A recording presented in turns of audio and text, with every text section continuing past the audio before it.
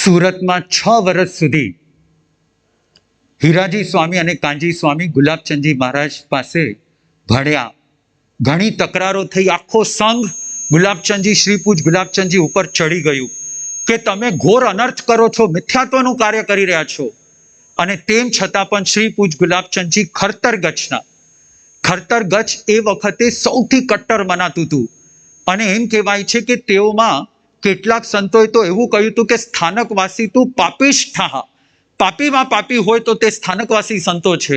અને તેમ છતાં પણ એવો દિવસ આવ્યો કે જ્યારે તેમણે બધા જ બંધનો છોડી અને બધા શ્રાવકોનો ગમે એટલો મોટા માથાઓ વચ્ચે પડ્યા કે આપણાથી આ કાર્ય ન કરાય, જે આપણા પ્રિન્સિપલ્સ છે એ પ્રિન્સિપલ્સને આપણે ન છોડાય. તેમ છતાં પણ આ ગુરુદેવ પૂજ્ય અજરામરજી સ્વામીના પુણ્ય તમે જુઓ.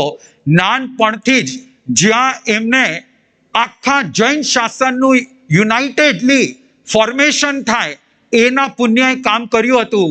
તો ભવિષ્યમાં તો શું ને શું નહીં થશે. વર્ષો વીત્યા. 6 વર્ષ સુધી સુરતમાં બધું જ જ્ઞાન લીધું. પૂજ્ય મારવાડી સંપ્રદાયના દૌલત રામજી મહારાજ સાહેબ, જેના વંશજો અત્યારે શ્રમણ સંઘની અંદર બિરાજમાન છે, પૂજ્ય ચૌથમલજી મહારાજ સાહેબ. અને શાયદ તમને યાદ હોય તો થોડા વર્ષ પહેલા પૂજ્ય કમલેશ મુનિ મહારાજ સાહેબનું અહીંયા ચાતુર્માસ થયેલું કોલકાતામાં. એમના ગુરુના ગુરુ 250 વર્ષ પહેલા જે ગુરુદેવ હતા એ હતા દૌલત રામજી મહારાજ સાહેબ. એમની પાસે 2 વર્ષ આગમની વાંચના લીધી અને હવે એવો સમય આવી ગયો કે ધર્મનો પ્રચાર કરે. આટલા વર્ષો સુધી લગભગ 24 કે 25 વર્ષની ઉંમર થઈ છે.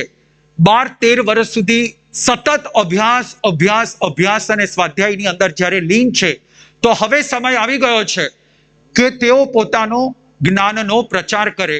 અને પ્રચાર કરવાની શરૂઆત ક્યાંથી થઈ?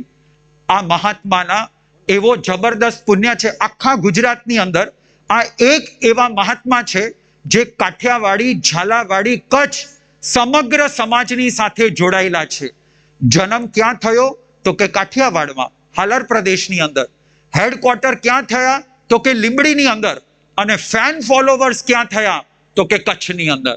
આ કચ્છની અંદર ગુરુદેવનું પદાર્પણ કઈ રીતે થાય છે એની સરસ એક રજૂઆત, પૂર્વ ભૂમિકા બંધાઈ રહી છે. ગુરુદેવ યુવા અવસ્થાની અંદર પ્રવેશ્યા છે અને ધર્મનો ઝંડો લહેરાવવા માટે પૂર્ણ તૈયાર થઈ ગયા છે.